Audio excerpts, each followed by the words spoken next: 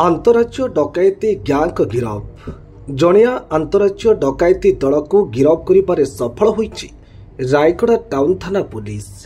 सेमाने हेले पश्चिमबंग सिहापुकुन अंचलर आशरफुल शेख, मध्यप्रदेश बड़मथर ग्रामर मोहम्मद रुनी शेख, छत्तीसगढ़ राज्यर मोहम्मद आलामीन शेख बाबू और समीर शेख। सेमानकठारु पुलिस नगद 29,700 टंका, मोबाइल फोन, रूपा अलंकार और 22 विदेशी मुद्रा समेत चोरी रे व्यवहृत होउतबा विभिन्न सामग्री पुलिस जब्त करिछि। सीसीटीवी फुटेज आधार रे टाउन थाना पुलिस एमानकु गिरफ करिछि।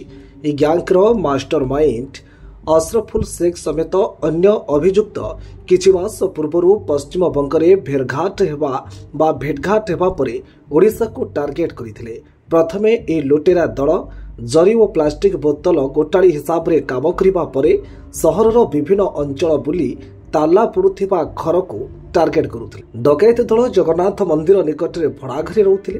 तेबे किछि दिन पूर्वे रायगढ़ सहर रे सीरीज चोरी होइथिबा बेले राणीगुड़ा फार्म अंचल रे गौरीशंकर प्रसाद पात्र, न्यू कॉलोनी अंचल रमेश कुमार और गौतम नगर अंचल सुधीर कुमार पात्रଙ୍କ घरे डकैती करी नगद टंका सह विभिन्न सामग्री लुट करथिले। तेबे सहर रे सीरीज चोरी हेबा परे टाउन थाना अधिकारी केकेबीके कारंक नेतृत्व रे एक टीम गठन करा जाई तदंत आरंभ होइतला।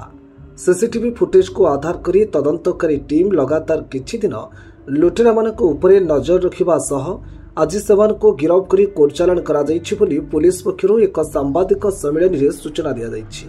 तेबे गत 30 तारिख दिन सहरर युव व्यवसायी सुब्रत पतिंक घरु लुट करिथिबा लुटेरा मानकु पुलिस एजाए धरिबारे सफल होई नाही। रायगढ़ प्रतिनिधि तपन काड्रांक रिपोर्ट, ओडिसी खबर।